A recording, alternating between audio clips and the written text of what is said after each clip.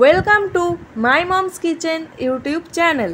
আজকে আমরা বানাতে চলেছি আলু ও পেঁপে দিয়ে একটি নিরামিষ রেসিপি, যা বানানো খুবই সহজ আর এর স্বাদও হয় অসাধারণ।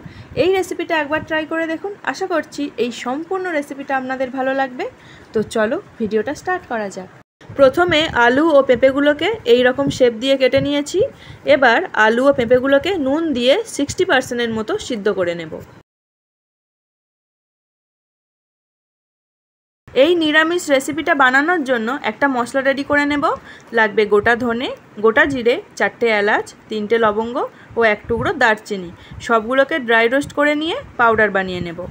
আর এখানে একটা টমেটো ও 5টা থেকে 6টা কাঁচা লঙ্কা দিয়ে একটা পেস্ট বানিয়ে নেব।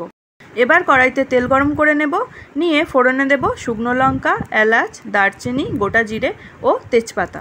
সবগুলোর ফ্লেভার ছেড়ে দিলে দিয়ে দেব হলুদ গুঁড়ো, দিয়ে মিশিয়ে নিয়ে দেব আদা বাটা। আদা ভালোভাবে কুক হয়ে গেছে, এবার দিয়ে দেব টমেটো ও কাঁচা লঙ্কার পেস্ট, দিয়ে মিশিয়ে নেব।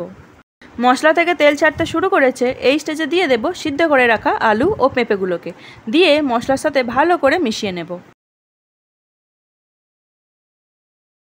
আর দেব ভিজিয়ে রাখা ছোলা, দিয়ে সবগুলোকে ভালো করে কুক করে নেব।